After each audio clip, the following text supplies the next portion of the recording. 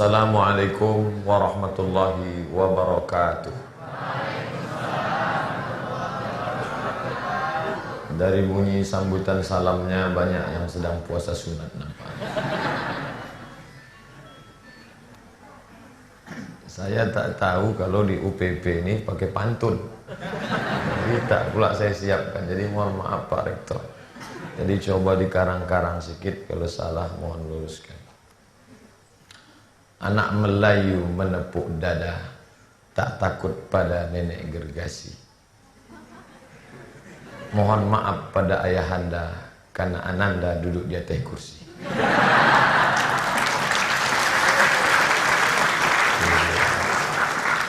Boleh ditambah? Anak raja pergi berburu sampai ke hutan menangkap langkitang. Anak raja pergi berburu sampai ke hutan menangguk langkitang. Sudah dipakai sorban biru, rupanya Pak Ahmad tak pula datang. Sorban biru, maka tak jadi saya bawa ke dalam. Bapak Ibu yang dimuliakan Allah Subhanahu wa Ta'ala, begitulah hebatnya orang Melayu dengan petatah petitihnya. Yang dulu kita susah mencari pantun-pantun itu karena mesti pergi ke perpustakaan. Tapi sekarang tinggal, kalau buntu pikiran kita, buka saja www.google.com. Oh, itu yang Ustaz cari tadi? Tidak. Itulah maka judulnya hari ini disebut dengan iptek. Boleh tambah satu lagi? Upin dan Ipin serta Meme pergi berjalan tertusuk duri. Memang jadwal sampai bulan Mei, tapi bisa kalau diundang Pak Hafid Syukri.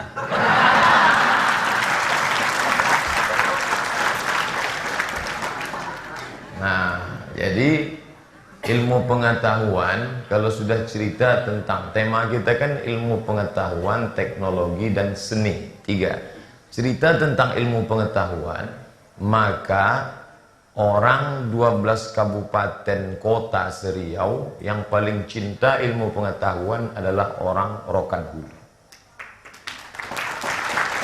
Wah, Ustadz Somad ini mentang-mentang ceramah di Rokan Hulu, dibilangnya Rokan Hulu. Nanti ceramah di Siak, dibilangnya orang Siak. Kita bicara berdasarkan fakta dan data. Ada ulama besar di Makkah Al-Mukarramah, namanya Syekh Sulaiman Zuhdi. Syekh Sulaiman Zuhdi ini silsilah keilmuannya, sanadnya sampai kepada Syekh Bahauddin An-Naqsyabandi. Itulah pendiri tarekat Naqsyabandiyah. Syekh Bahauddin Naqsyabandi turun ke bawah sampai ke Syekh Sulaiman Zuhdi. Syekh Sulaiman Zuhdi punya murid namanya Syekh Ibrahim Al-Khalidi An-Naqsyabandi. Syekh Ibrahim punya anak perempuan namanya Siti Fatimah. Syekh Fatimah punya anak namanya Dr. Andrus Ahmad MS. Orang Rokan Hulu. Cucunya langsung. Dan cicitnya, inilah yang di sebelah kanan saya, Ustadz Nofrizal LCMA. Ini senior saya. Senior di Al-Azhar Mesir, saya 98, beliau 97. Syekh Sulaiman Zuhdi tadi punya murid namanya Syekh Ismail Al-Khalidi An-Naqsyabandi. Itulah pendiri rumah Surau Suluk yang ada di Sorga, Surau Gadiang. Ustadz tahu dari mana? Saya singgah, saya tengok rumah Suluk, singgah saya ke sana. Saya tengok silsilahnya dari mulai Syekh Ismail Al-Khalidi An-Naqsyabandi sampai ke atas. Saya foto, saya simpan di laptop sampai ada sekarang. Tak perlu lagi ditulis. Dengan apa? Ilmu pengetahuan dan teknologi. Saya baru pulang ceramah diundang di Aceh. Saya tanya-tanya, ternyata di Aceh itu ada ulama yang mereka sebut sampai ke tingkat wali Allah Subhanahu wa Ta'ala. Ketika datang banjir bandang, tsunami, macam ditahan air, tak kena makam. Rumah kantor hancur, tapi makam Syekh Kuala tidak. Siapa dia? Itulah ulama besar bernama Syekh Abdul Rauf As-Singkili. Singkili artinya orang singkel. Syekh Abdul Rauf Singkel. Makamnya tak kena tsunami sampai sekarang tetap berada. Diberikan Allah karamah walaupun sudah meninggal dunia. Itu diyakini sebagai wali Allah. Satu lagi ada Syekh Kota Krong Kali. Itu pun ulama besar juga. Satu lagi adalah ulama besar yang disebut bernama Syekh Muhammad Wali.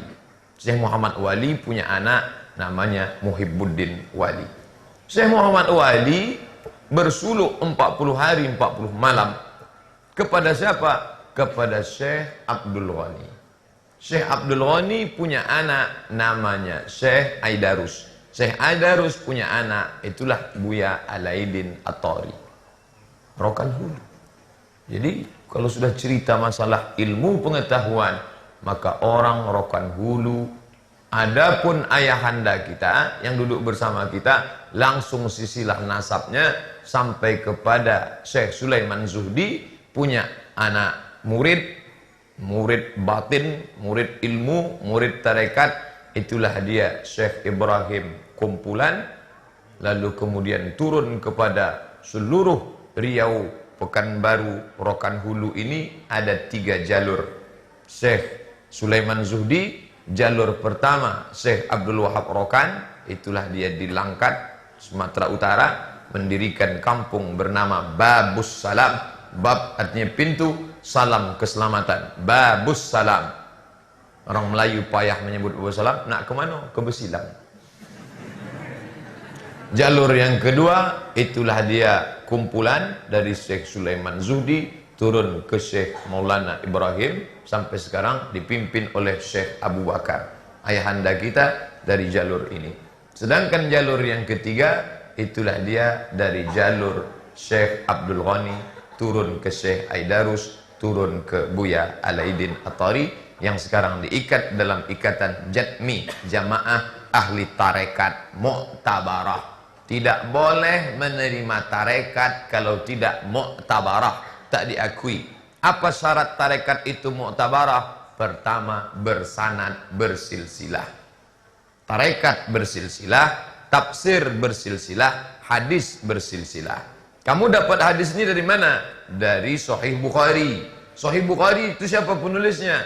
Muhammad bin Ismail bin Ibrahim bin Mughirah bin Bardizbah Al-Bukhari. Meninggal 256 Hijrah. Mana mungkin dia bisa jumpa sama Nabi? 2 abad setengah jarak dia dengan Nabi.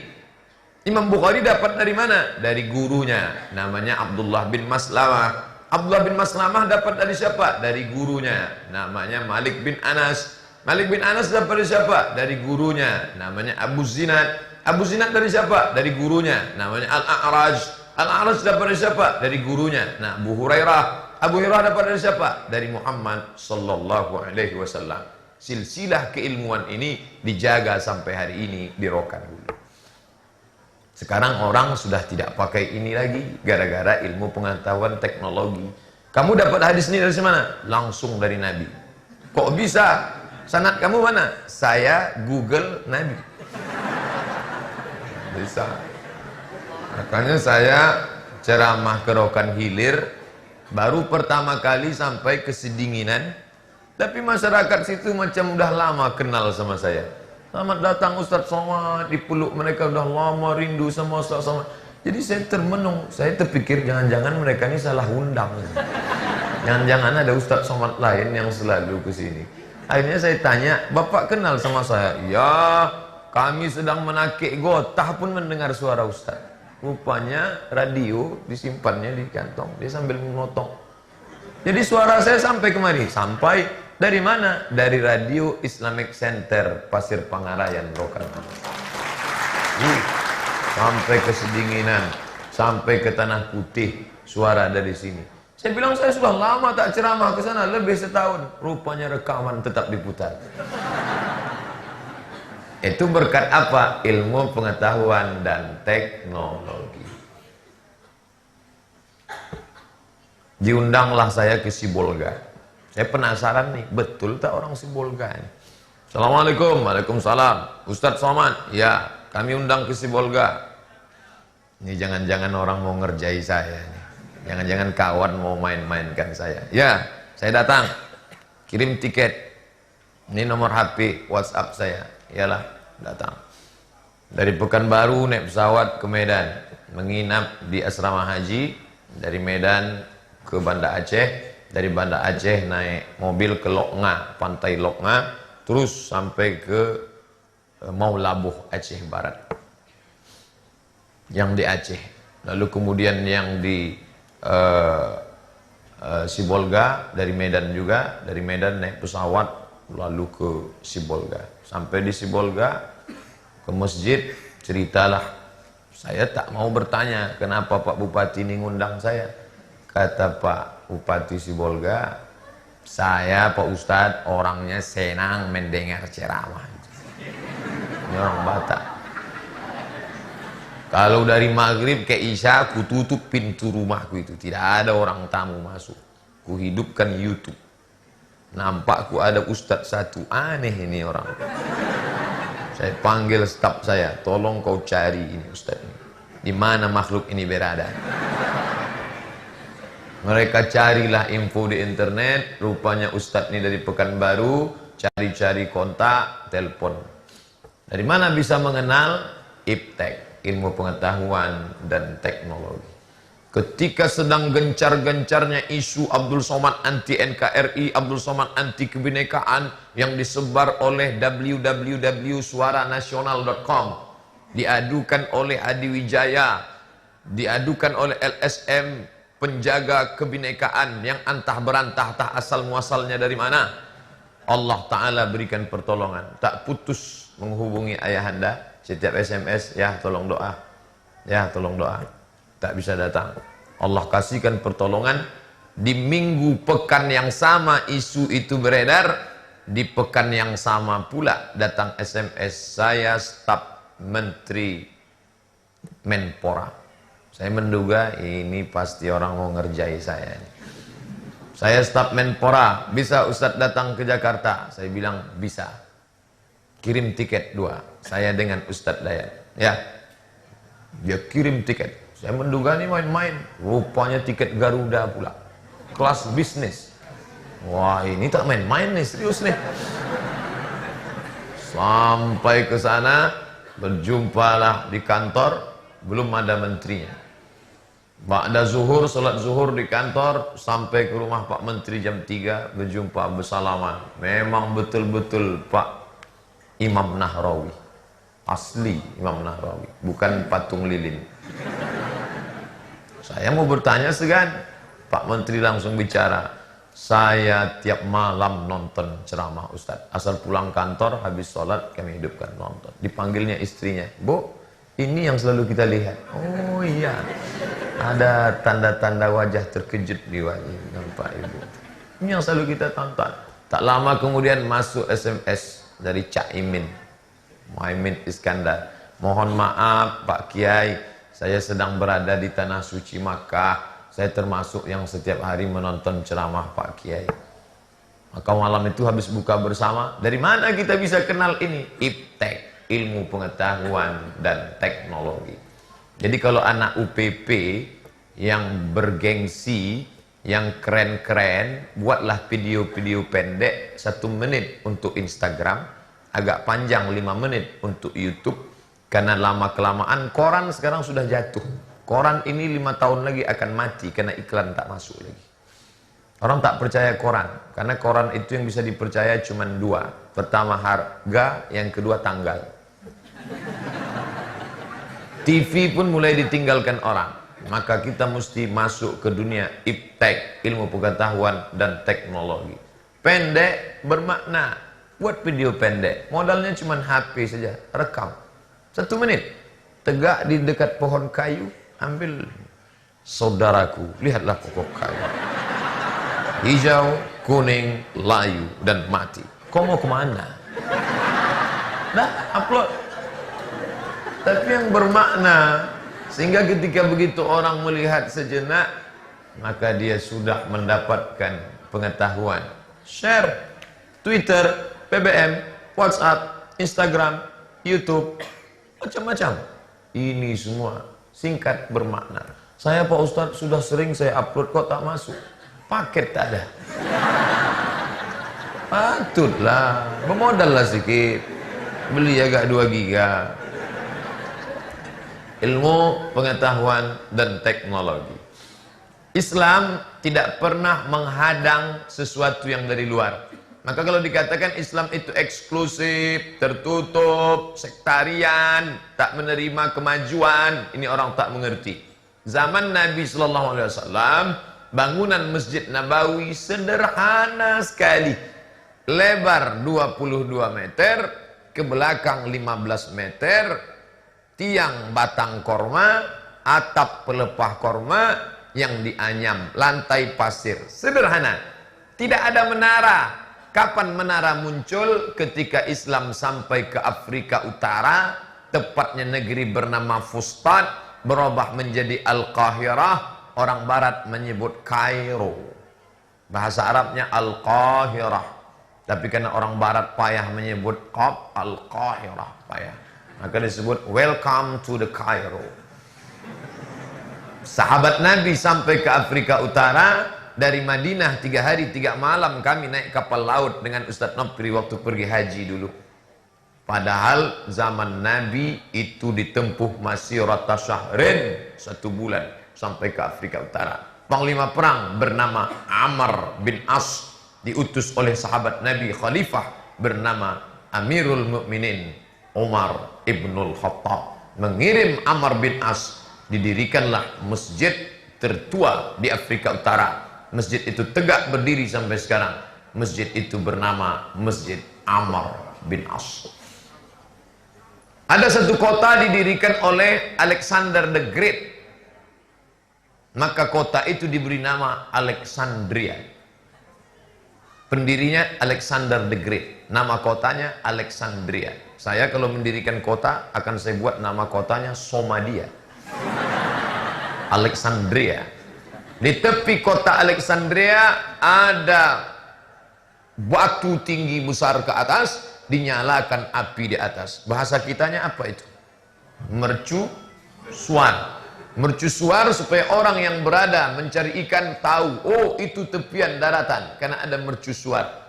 Orang Arab menyebut mercusuar itu manara. Kita menyebut menara. Orang Arab menyebut manara. Diambil dari kata nar, api. Manara, tempat api di atas. Kata kita mercusuar. Diambil tiang manara itu, dibuang apinya, naik muazin ke atas untuk azan. Di Masjid Nabawi. Dulu zaman Nabi tak ada menara. Makanya Bilal bin Abi Rabah mengumandangkan azan pada tahun ke-8 waktu peristiwa Fathu Makkah. Di mana Bilal azan? Di atas Ka'bah. Allahu Akbar, Allahu Akbar. Di atas Ka'bah. Belum ada menara. Kapan muncul menara? Ketika melihat tempat api, apinya dibuang, muazzin naik ke atas. Islam tidak pernah menghadang peradaban masuk ke dalam tempat ibadah selama tidak terkait dengan penyembahan kepada Allah. Kalau sudah terkait ritual, wala ana abidum ma'abatum wala antum abiduna ma'abud lakum dinukum. Tapi sebagai alat ibadah, menara bukan ibadah, tapi alat ibadah untuk menyampaikan suara azan. Muazzin naik ke atas. Sekarang muazzinnya di bawah, suaranya ke atas. Kenapa bisa suaranya ke atas? Gara-gara iptek. Bisa suara itu masuk ke kabel, naik dia ke atas. Itu di masjid yang tradisional, kampungan. Tapi di UPP kabelless, wireless. Wire, mana wire tadi? Karena tak pakai wire, wireless. Kalau di sekolah tinggi ilmu Al-Quran Tuan Syekh Ibrahim, malah hebat lagi, perpustakaannya bookless. Buku. Tak pakai buku, bookless. Masuk saya ke dalam, pertama kali waktu diajak meninjau perpustakaan sekolah tinggi agama Islam Syekh Ibrahim. Ini perpustakaan apa? Ini tak ada buku. Rupanya Ustadz Somad jadul. Bukunya sudah semua di layar besar itu. Cara ngambilnya gimana? Cara buangnya gimana? Cara bukanya gimana? Oh, canggih. Bookless, wireless, teknologi luar biasa. UPP wireless, tak ada. Tapi suara bisa. Bayangkan kalau tak ada ilmu pengetahuan dan teknologi. Bisa Ustadz Somad ceramah? Tidak. Kita coba sekarang. Mana bisa? Makanya di Masjidil Haram itu imam mesti disambung suaranya pakai muballigh. Muballigh tempat kita penceramah, tapi muballigh di Masjidil Haram penyampai suara. Allahu Akbar. Apa kata muballigh di belakang? Allahu Akbar. Sami Allahu liman hamidah. Apa kata muballigh di belakang? Rabbana walakal hamd. Penyampai suara. Dulu penyampai suara itu sampai 10 orang karena sopnya panjang. Sekarang bisa dipotong dengan apa? Mikrofon. Tapi kata Syekh Sya'rawi dalam Muzakkirat buku kecilnya, ketika mikrofon masuk ke Masjidil Haram, konflik. Karena sebagian mengatakan mikrofon ini tidak ada zaman Nabi. Semua yang tak ada zaman Nabi berarti bid'ah. Wa kullu bid'atin dhalalah wa kullu dhalalatin finnar. Mikrofon masuk neraka. Ada zaman Nabi. Neraka.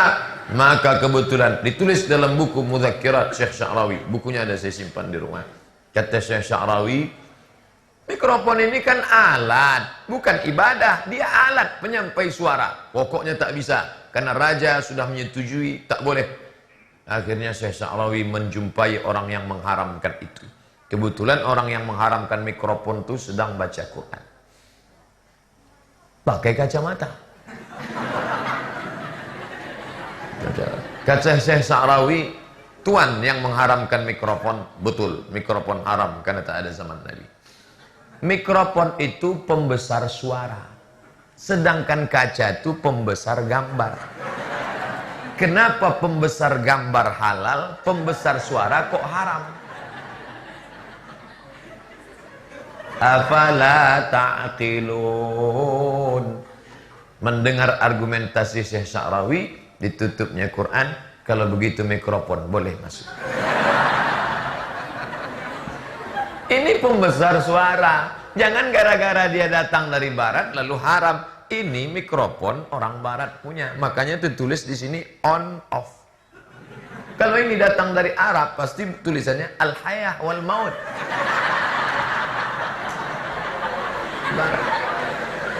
Tuh, yang merekam. Kalau zaman dulu sekali saya ceramah selesai, tamat, innalillah, habis. Tapi sekarang ceramah sekali ini akan dimasukkan ke www.youtube.com, akan dibuatkan keyword kata kuncinya UPP, Pasir Pengarayan, halal bihalal, iptek dan seni dalam Islam. Enter, semua orang bisa menonton. Saya cek, saya tengok viewer 3 juta orang. Kirim mereka, ditonton. Hari ini yang hadir, tadi ada mengatakan Pak Rektor, Pak Ketua Yayasan, Pak Pembina mengatakan, kenapa mahasiswa sedikit? Sedang tak musim kuliah aja begini ramainya. Apalagi kalau musim kuliah. Artinya apa? Semangat untuk iptek, ilmu pengetahuan dan teknologi. Tapi jangan lupa, iptek macam pisau bermata dua. Dia punya pisau positif, tapi dia bermata dua, silap-silap, putus. Gara-gara iptek, silaturahim putus. Dulu, sekarang saya bertanya ke ayah. Ayah sehat? Alhamdulillah. Bapak sehat? Alhamdulillah. Ustaz Nopri sehat? Sekarang, cobalah tengok. Duduk 5 orang, la salam wala kalam. Tak ada cakap, tak ada tanya. Semuanya adalah 5 anak autis dengan dirinya sendiri. Andai ada pingsan sebelah di sebelah, bukan ditolongnya, dia cuek aja. Udah lamanya tuh dipotonya pula. Langsung diupdate, ada orang pingsan di sebelah. Bagi yang kasihan tolong like and share. Amin amin amin amin amin. Share. Ini sisi negatif. Iptek kalau tidak dibarengi dengan agama, maka aspek negatifnya luar biasa. Zaman datuk-datuk kita dulu, ketika rumah panggung, rumah betiang di tepi batang lubuh, maka datanglah anak lajang tahun 20-an membawa lidi. Anak lajang membawa lidi untuk apa? Menusuk lantai rumah yang berlubang dari bawah. Kalau nampak batang lidi, itu menunjukkan, itu artinya zaman dulu miss call. Dulu, zaman dulu. Miss call. Nah, artinya, hai anak gadis, turun ke bawah, abanglah tibo. Tuh, lalu kemudian tahun 60-an, 70-an berubah. Gimana? Sudah mulai pandai menulis. Ditulislah di secari kertas. Setelah ditulis rapi, digulung-gulung, nanti diberikan waktu berselisih hendak pergi ke surau. Nah, perempuan pakai kerudung panjang, laki-laki pakai sarung, digulung, pula-pula diselipkan, ditariknya lah. Ustaz tahu dari mana? Hayati mengambil surat Zainuddin dalam tenggelamnya kapal Panderoid. Ustaz nontonnya di mana? Di Speed waktu ceramah ke Batam. Dari Batam kami mau ke pulau seberang, pas di dalam Speed diputarkan mereka film itu, kami tonton, Masya Allah. Begitu pas mau sampai, film belum habis, sudah sampai. Saya bilang, Pak bisa tak putar agak 2-3 kali lagi? Masya Allah. Lalu walaupun teknologi canggih, haus tetap juga minum air. Masya Allah, syukran Syekh, barakallahu fiik, jazakumullah khairal jaza. Lalu kemudian berkembang ilmu pengetahuan, tidak lagi pakai tusuk lidi dari bawah lantai, tidak lagi pakai selipkan kertas, mulai pakai tet. Oh, dia sudah datang. Jam 12 malam orang menelpon saya. Assalamualaikum. Waalaikumsalam. Salah sambung, saya bilang. Untuk tak berapa lama saya angkat lagi. Ustaz Somad, kamu ni siapa? Saya Pak Ustaz, banyak dosa saya, malam ni saya meraung, tak tahu entah kemana. Kenapa kamu? Panjang ceritanya. Ceritalah. Saya jumpa dengan mantan Pak Ustaz. Jumpanya di mana? Di FB. Kok bisa jumpa? Begitu banyak orang di FB itu. Kenapa mantan itu kamu jumpa? Saya cari, Pak Ustaz. Carinya namanya. Cari nama, enter, tengok foto. Hah? Add. Habis add, tolong confirm ya. Akhirnya konfirmasi, nanya, anakmu sudah berapa? Suamimu sekarang gimana? Tolong kirim foto suamimu dong. Akhirnya dikirimnya foto suaminya, tengok, masih ganteng aku ya. Akhirnya Pak Ustadz kami pun makan siang. Pada saat kami makan siang itu, tak lama sesudah itu ya, seperti pepatah Inggris, no free lunch. Tak ada makan siang yang gratis. Maaf cakap pada Tuan Khalifah, Tuan Syekh Mursyid Mursyidin, alim ulama, cerdik pandai, tokoh masyarakat, tak layak saya cakapkan, tapi ini efek negatif dari iptek. Terjadi apalah yang terjadi, akhirnya berzina. Efek dari mana? Dari internet. Berapa banyak perzinahan terjadi, berapa banyak suami menceraikan istri, istri merasa kurang diperhatikan, gara-gara apa? Pak Ustadz, sejak punya HP Samsung ini, suami saya lebih sayang sama HP-nya daripada saya. Undangan berapa kali saya ditinggalkannya Pak Ustadz. Sedangkan HP itu kalau tinggal dijemputnya balik. Nih, efek negatif daripada iptek. Dulu, yang merusak kepala Abdul Somad ini, ubun-ubun Abdul Somad ini, yang merusaknya tak banyak, 5 jari. Unyil, Ucrit, Usra, Pak Ogah, Pak Raden. Tapi sejak iptek masuk, datang dari Jepang merusak kepala anak kita, Naruto. Datang dari Amerika, Wonder Woman, Spiderman, Batman, Catman, Catwoman, Cicakman. Dan agak baik sedikit dari Malaysia, Upin Ipin. Tapi ada juga yang jahat satu di situ, Bang Saleh. Bencong. Bang Saleh itu utusan dari LGBT. Hati-hati, waspada. Maka iptek ini luar biasa. Jangan ikut paham sekular yang mengatakan kalau belajar agama dapat pahala, kalau belajar Quran dapat pahala, kalau belajar politik tak dapat pahala. Ilmu pengetahuan dari Allah. Allah kasih yang tersurat, tertulis, tapi Allah kasih yang tersirat, yang tak tertulis. Mana yang tersurat? Quran. Mana yang tersurat? Quran. Mana yang tak nampak? Inna fi khalqis samawat, dalam penciptaan langit, wal ardi, penciptaan bumi, waqtilafil laili wan nahar, perputaran siang dan malam, la ayat, itu semua ayat. Yang belajar di fakultas hukum, Pak Ustadz, saya ini belajar fakultas hukum gak ada pahalanya karena hukum Belanda. Memangnya kalau tanah orang Melayu nanti digusur, dihancurkan, tanah Rokan Hulu diambil tanpa ganti rugi, siapa yang bisa membela ke pengadilan kalau bukan SHMH yang lulusan dari UPP? Terus makanya tadi waktu saya tengok Fakultas Hukum Universitas Pasir Pangarayan, dalami ilmu ini. Selesai S1 dari UPP, lanjutkan S2. Habis itu terus mantapkan bahasa Inggris, ambil S3 di Leiden, Belanda. Kenapa mesti ke Leiden? Karena kita belajar hukum Belanda, ambil ke Leiden.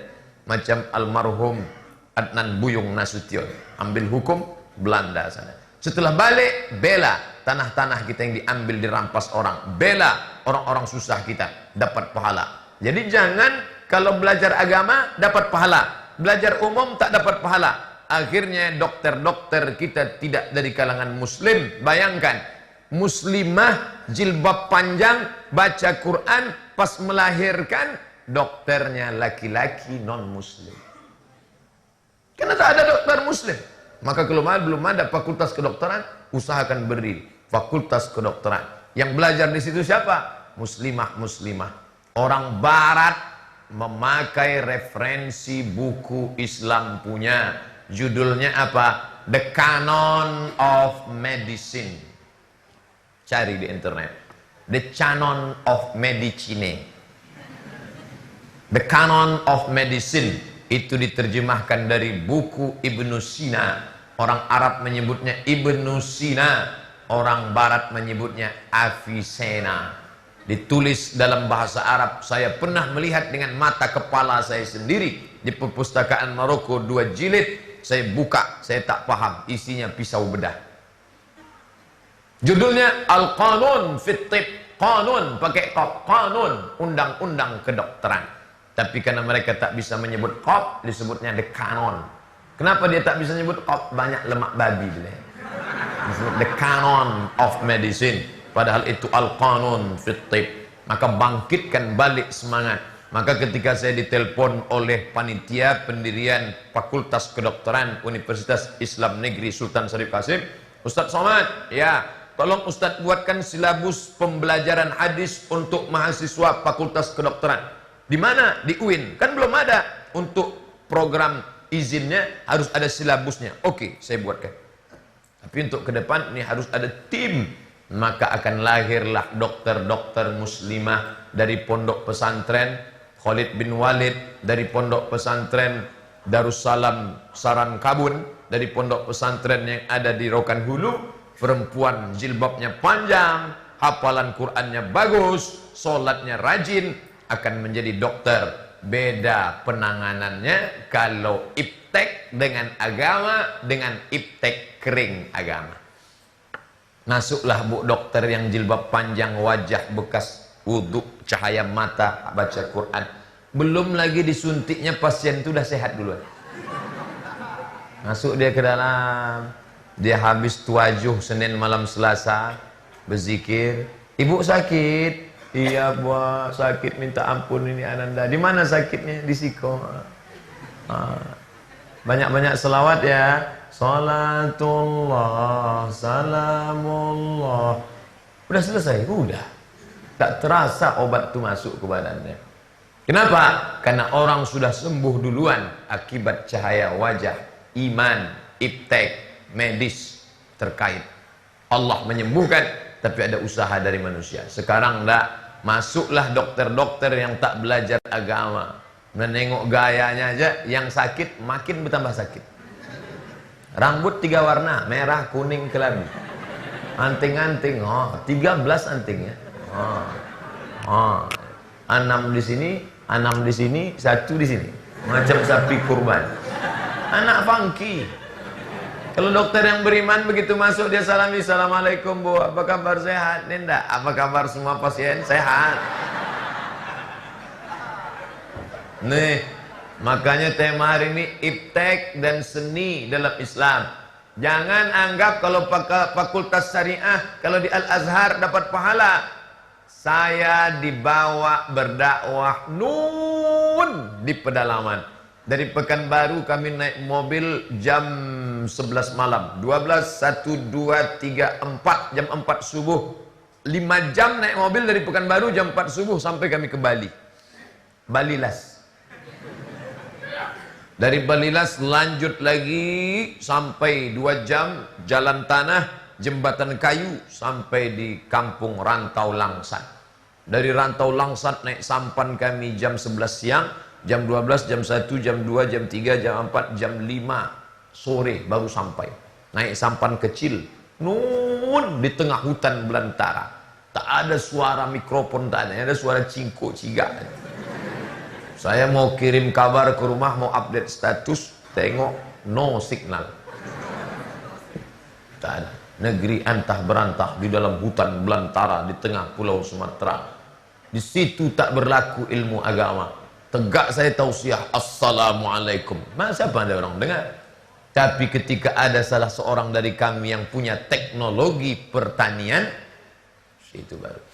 Bapak Ibu di sini ada air terjun, ada. Oh, ini air terjunnya. Iya, ini air terjun ini bisa kita bendung. Lalu setelah kita bendung air terjun ini, nanti tekanan air dari bawah akan kita buat selang kecil, selangnya akan naik ke atas, sehingga Bapak Ibu yang punya rumah di atas tidak perlu lagi turun ke sungai, karena sudah bisa pakai keran. Jadi tidak bicara agama, bicaranya teknologi bagaimana menaikkan air terjun ini naik ke atas dengan tekanan itu dipakai. Buatkan bendungannya, jadikan semen batunya. Setelah air tertahan dengan bendung tembok, maka menekan dia ke bawah, naik ke atas. Mereka tinggal putar kerannya saja. Setelah hati orang tersentuh dengan air itu, barulah diajak asyhadu alla ilaha illallah wa asyhadu anna muhammadan rasulullah. Tak bisa berdakwah di kampung pedalaman tiba-tiba masuk neraka. Kalau begitulah dulu dai-dai kita mengislamkan kita, mungkin hari ini kita menyembah kayu, menyembah batu, menyembah hantu. Ulama yang datang dulu itu adalah para sufi, para ulama, ahli tarekat, orang-orang yang lembut, orang Rokan Hulu. Syekh Abdul Wahab Rokan membawakan dakwah Islam, walaupun dia sudah menjadi orang besar di Besilam, Sultan Langkat menghormatinya, tapi dia tak pernah melupakan orang di Riau. Maka dikirimnya lah khalifah. Khalifah maknanya dua. Pertama pemimpin, khalifah maknanya pengganti. Saya Syekh Mursyid, kalau saya tak sanggup datang, maka saya angkat khalifah. Orang yang sudah diberikan legalitas keilmuan, sanad, silsilah, dilihat dari pandang batinnya cocok, inilah khalifah, pemimpin kalian, dan pengganti kalau saya tak bisa datang, khalifah. Tapi orang Melayu payah menyebut khalifah. Itu siapa? Tuan Kelipah. Maka masuklah Khalifah Ibrahim mengislamkan suku Sakai. Ketika dia mengislamkan, batin-batin tersinggung, tak mau. Apa kata batin? Kalau kalian tuan-tuan Kelipah masih masuk mendakwahkan Islam kemari, kalian mengganggu stabilitas kami di dalam hutan ini, jangan kalian islamkan kami, pergi balik. Tapi kalau kalian mau mengislamkan kami, boleh, syaratnya satu, kata Tuan Batin. Kalau bisa kalian menyunat saya, maaf cakap, Kalau bisa kalian menyunat saya, dia mau menunjukkan kehebatan ilmu kebalnya. Kalau bisa kalian menyunat saya, maka silakan kalian mendakwahkan Islam di sini. Kata Tuan Ibrahim, aku tak bisa menyunat kalian. Kalau hanya untuk menyunat kalian, cukup muridku saja. Panggil murid. Murid, mari. Ini minta sunat, kau aja menyunat dia. Datang muridnya, dicabutnya parang. Kalau untuk menyunat tuan, tak perlu pakai bawah parang, cukup pakai atasnya saja. Dikibarkannya 2 kali, putus. Begitulah asal muasal kelembutan keilmuan. Maka Islamlah satu hutan. Diceritakan oleh Tuan Asy'ari dalam buku yang ditulis oleh UU Hamidi dari UIR, Universitas Islam Riau Press. UIR Press, sampulnya warna biru, pengislaman suku Sakai oleh tarekat Naqsyabandiyah. Jadi itu yang membuat Islam ini bangga. Di mana saja Syekh Ibrahim Al-Khalidi An-Naqsyabandi bertapak, pasti yang ditanamkan adalah ilmu ekonomi, ilmu pertanian, ilmu agama. Di bendungnya Sungai Batang Lubuh itu untuk membuat irigasi. Sekarang Ustadz ceramah, kalau diajak Ustadz Somad ini bertanam padi, tak tahu.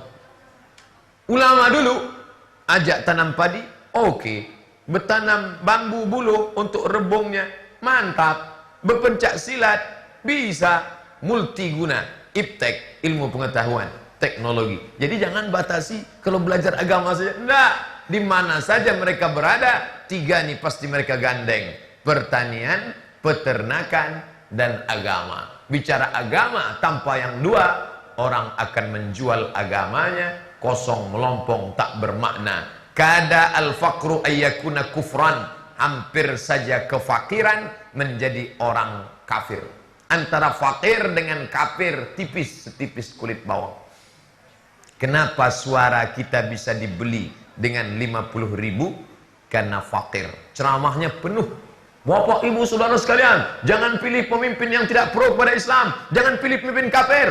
Allahu Akbar, Allahu Akbar, Allahu Akbar. Selesai itu datang mereka, tak pakai ceramah tapi pakai duit. Coblos saya 500.000. Deal? Deal. Money politik, black campaign. Makanya di Jakarta, one man one vote, satu suara satu pilihan.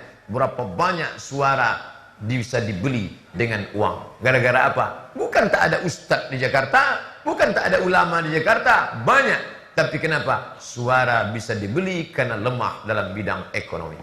Fakultas Pertanian Faper Tapet. Ini Fakultas Usuluddin, di samping tempat saya mengajar Faper Tapet, Fakultas Pertanian dan Peternakan. Saya kalau ditanya orang, Ustadz, fakultas itu apa? Usuluddin, itu syariah, itu Fakultas Al-Baqarah, sapi betina. Pertanian dan peternakan. Surat yang pertama dalam Al-Quran pembukaan Al-Fatihah. Surat yang kedua Al-Baqarah.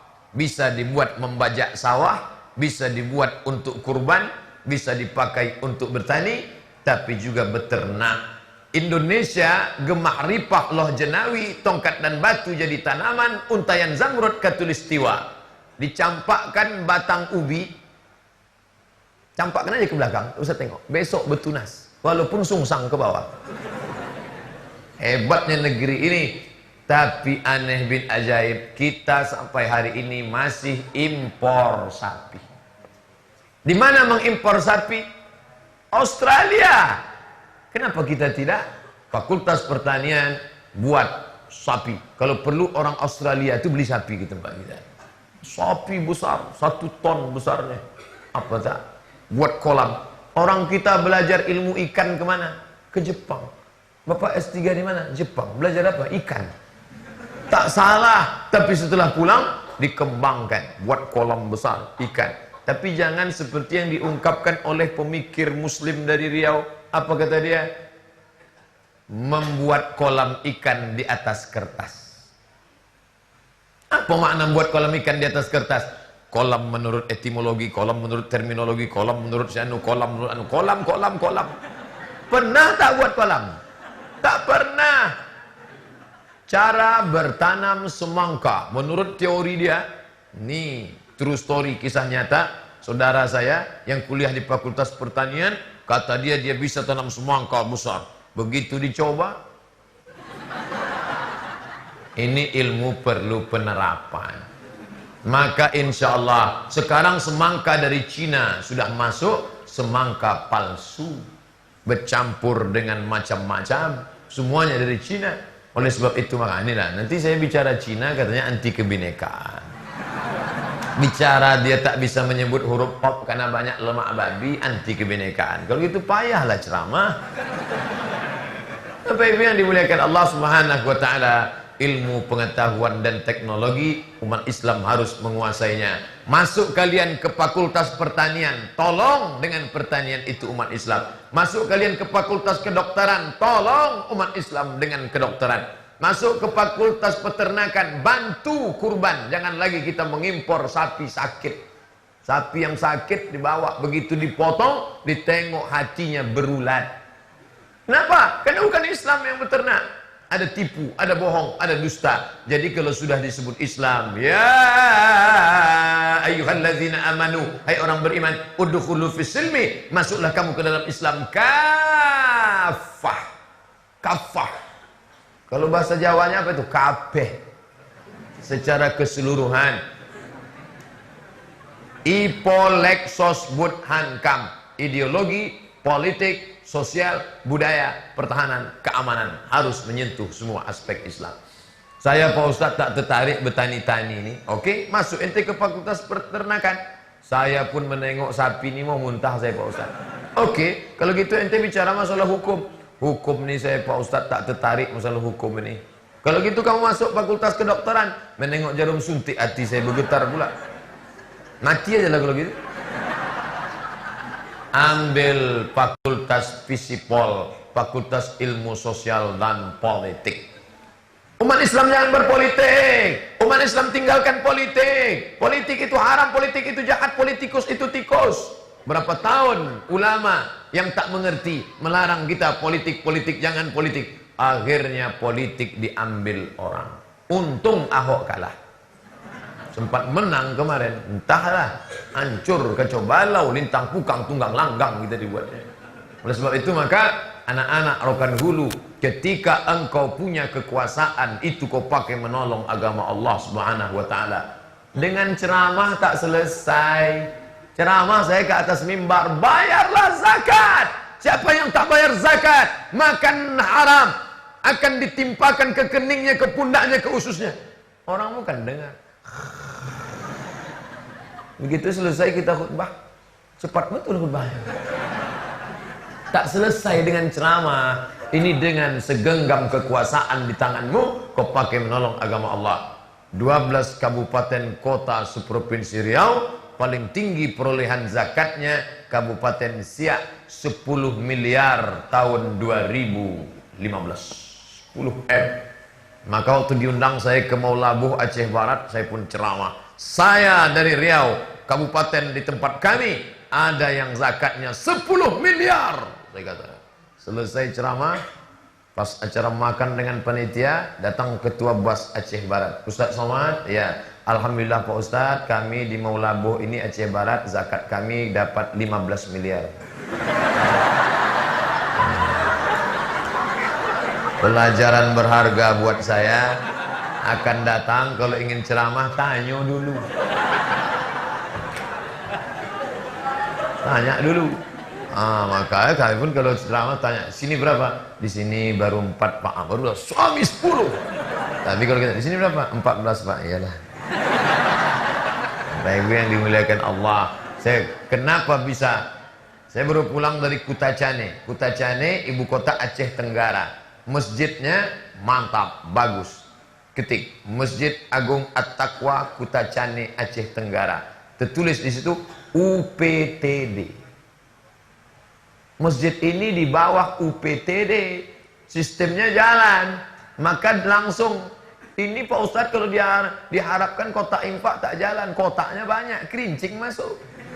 Tapi uang negara diambil UPTD. Lalu saya tanya, UPTD-nya di bawah dinas apa? Dinas apa dimasukkan UPTD? Dinas Syariah Islam. Ini kita yang tak punya. Kenapa Aceh bisa dapat dinas syariah Islam? Kenapa kita Rokan Hulu tak bisa? Kenapa kita tak bisa? Kenapa Aceh bisa? Karena Aceh dapat otsus otonomi khusus. Kami mau bergabung dengan NKRI, tapi berikan kami 2 keistimewaan. Pertama, izinkan kami menerapkan syariat Islam. Yang kedua, berikan kami otonomi khusus minyak 40%. Kita Riau minyak paling hebat di dunia. 5 Chevron itu Riau, Kalimantan Barat, Jakarta, sisanya Riau, Minas, Kandis, Duri, Dumai, sisanya baru yang lain. Minyak kita, andai minyak Riau itu untuk Riau, tak ada lagi jalan aspal di Riau, keramik semuanya. Terpleset-pleset anak-anak muda di Riau. Makanya kita perlu pemimpin yang berani memperjuangkan hak. Ada satu foto, gambar satu foto di internet. Apa isi gambarnya? Anak sakai tak pakai celana, balik memancing, sedang tegak di atas pipa minyak yang besar.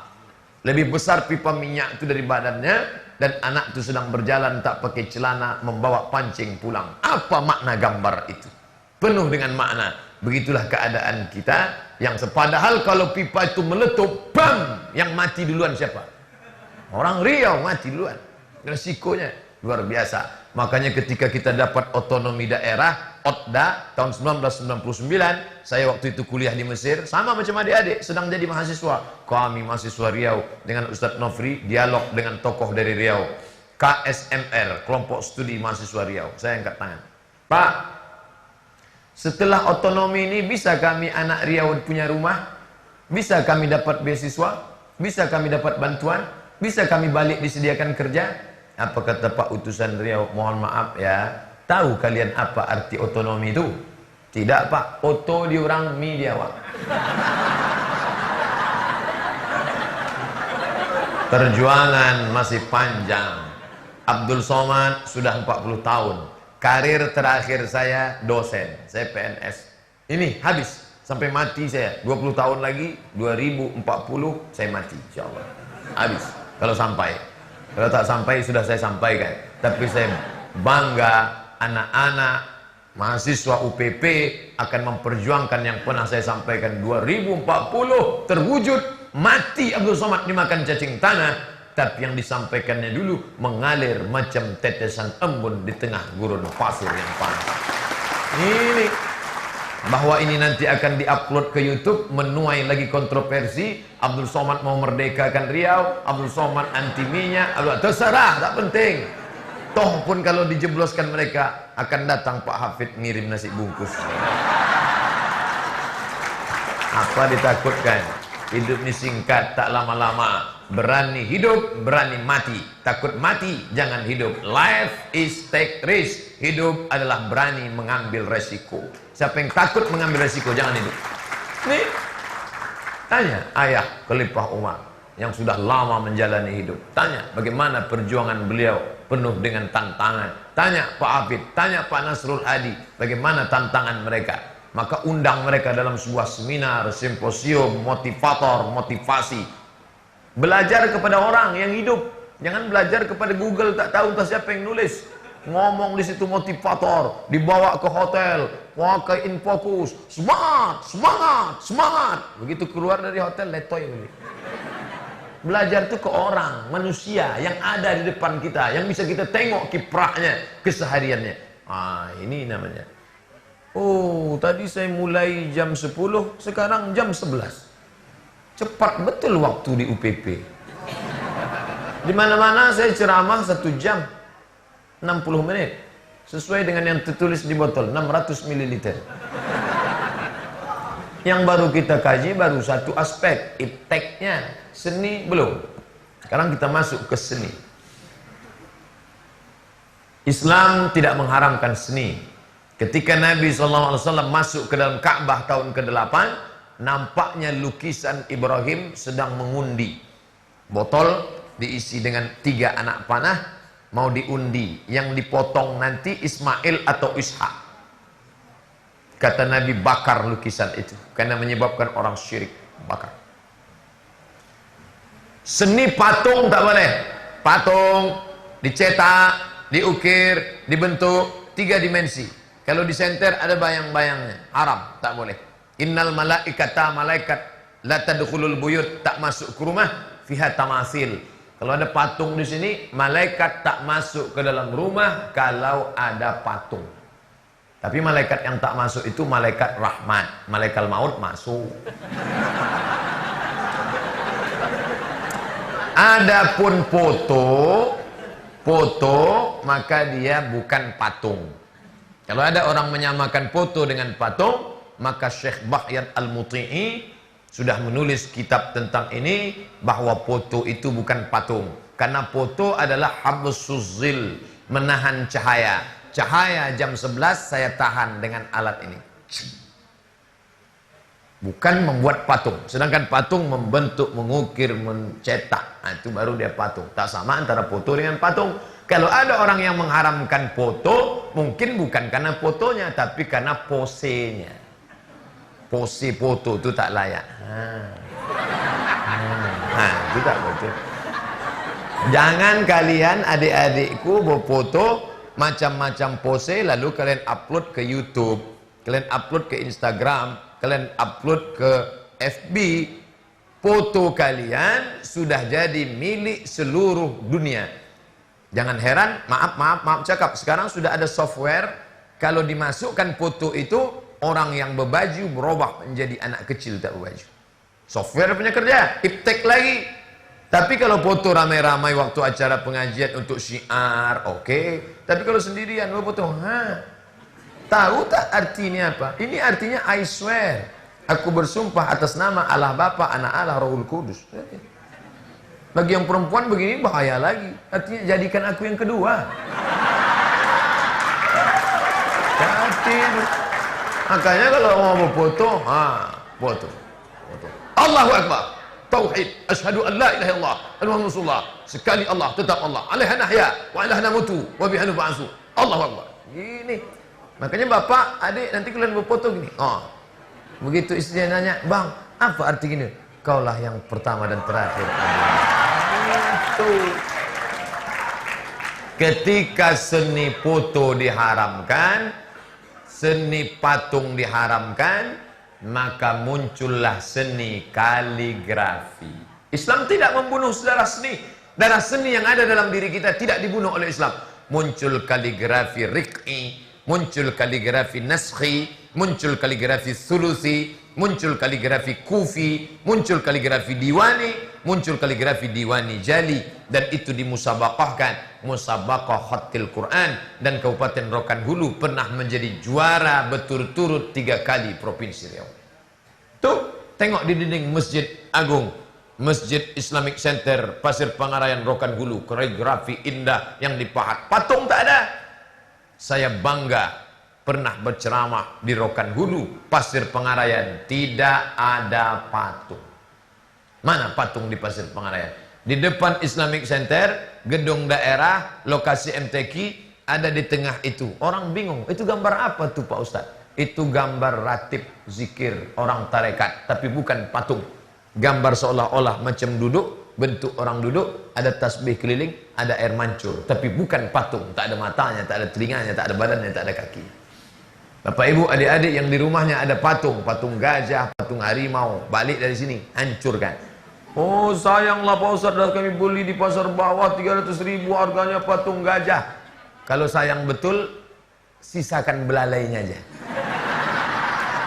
Untuk kenang-kenangan, supaya ditanya orang, ini apa? Ini dulu lengkap sempurna, tapi setelah aku hijrah mengaji, yang lain dah kami gulai dah badannya, tinggal nih. Bagi yang punya seni pahat, robah menjadi seni.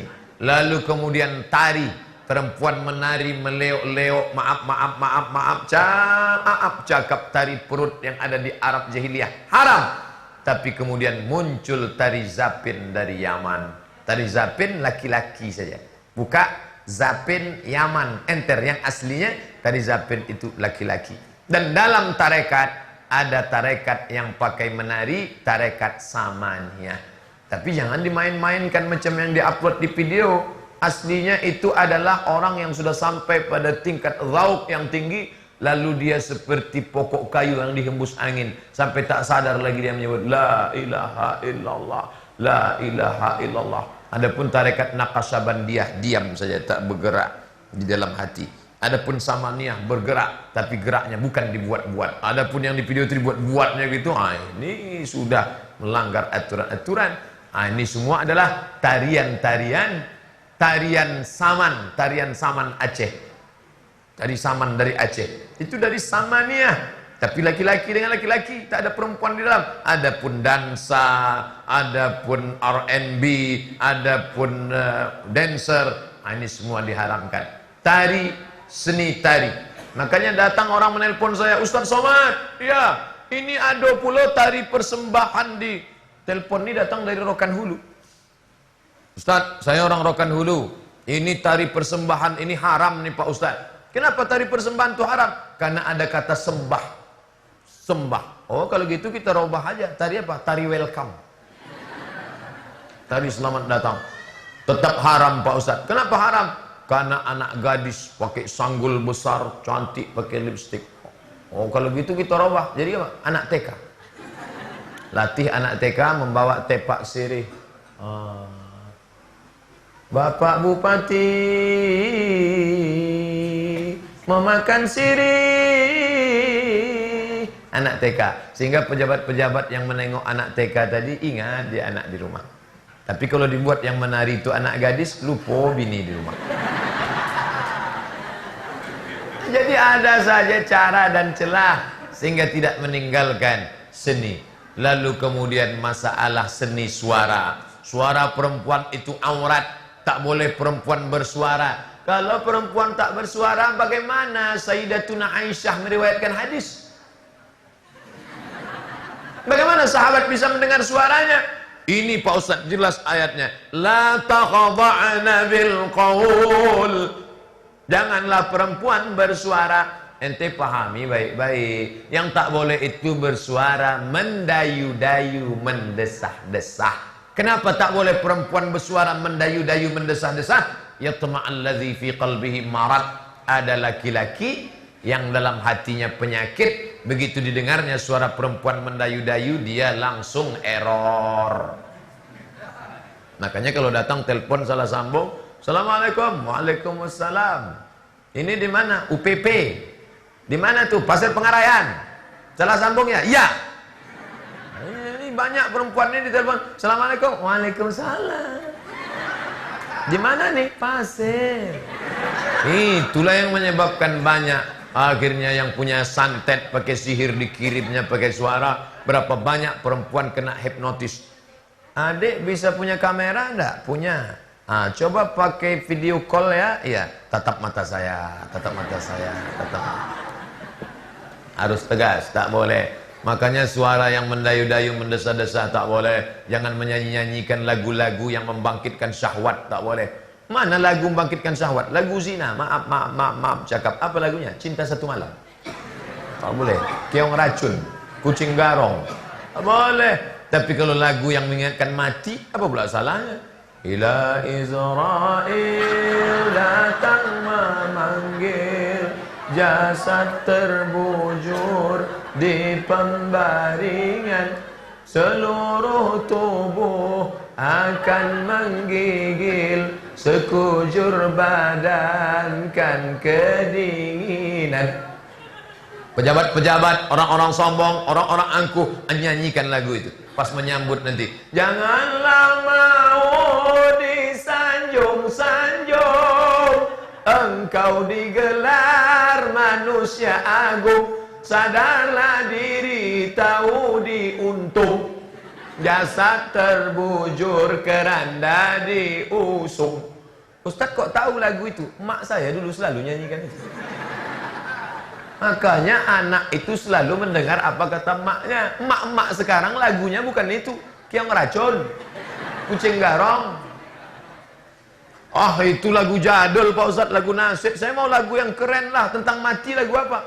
Orang kaya mati, orang miskin mati, orang ganteng. Ah, itu mati. Ingat mati semua. Masalahnya. Jadi yang mengingatkan pada mati. Katanya musik itu haram Pak Ustadz. Saya tak pernah berfatwa. Jadi kalau mau marah, jangan marah sama saya. Ini banyak orang buat dipotongnya video ceramah saya, Abdul Somad menghalalkan musik. Kalau mau fitnah jangan begitulah caranya. Perpisahan tak pernah aku tangisi, tapi caron tidak lama. Jangan begitu kalau marah sama saya. Yang membolehkan musik itu Syekh Yusuf Al-Qaradawi. Nama kitabnya Fikih Musik. Sudah diterjemahkan ke bahasa Indonesia. Teks Arabnya download gratis di internet. Fiqhul Musiqa wal Aghani. Saya teks Arabnya ada. Saya tak bisa bahasa Arab Pak Ustaz. Baca yang Latin, bahasa Indonesia. Fikih Musik, Gema Insani Press, cetakan Jakarta punya. Di situ dijelaskannya. Al-ghina mislul kalam. Musik itu macam cakap. Kalau baik, ya baik. Kalau tak baik, mengajak berzina, ngajak buat, itu baru tak baik. Nah, maka kalaulah tak boleh lagu masuk ke dalam ayat Quran pun ada lagu. Bismillahirrahmanirrahim. Qori kita tadi itu pakai lagu. Bayati, Soba, Sika, Nahawan, Jaharka, Ras. Kalau baca Quran tak pakai lagu gimana? Bismillahirrahmanirrahim. Azan aja pakai lagu. Allahu Akbar, Allahu Akbar. Itu lagu masuk ke dalam. Kalau tak ada lagu, Allahu Akbar, Allahu Akbar. Nah, saya ni tak paham lagu. Yang paham lagu tu Ustadz Indra Gunawan. Kebetulan satu mobil sama Ustadz Indra. Abdul Somad yang jahil dalam bidang lagu ini, saya tanyalah, Ustadz Indra, ya, Ustadz kan juara internasional di Kuala Lumpur, seluruh qori di dunia ini dikumpulkan, yang menang orang Rokan Hulu, Ustadz Indra Gunawan. Tuh, apa? Andai ada musabakoh, itu internasional tuh, andai ada musabakoh dunia akhirat, menang juga dia. Ustadz Indra. Hebat orang Rokan Hulu. Lalu saya tanya, Ustadz Indra, ada orang mengatakan katanya imam-imam Masjidil Haram itu tak pakai lagu. Apa betul? Coba kita dengar. Alhamdulillahirabbil alamin, Arrahmanirrahim, Maliki yaumiddin. Itu pakai lagu kata dia. Disebutkannya semua. Syekh Sudes lagunya ini, Syekh Surem lagunya ini, Syekh Mu'aikli lagunya ini, Syekh Huzaifi lagunya ini. Sebutkannya Masyari Asafi Afasi lagunya ini. Semua ada lagunya. Tak mungkin tak berlagu, tapi ada tata cara, kode etik dalam kurung syarat dan ketentuan berlaku.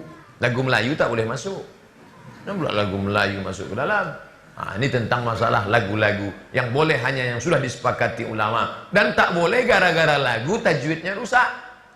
Bismillahirrahmanirrahim.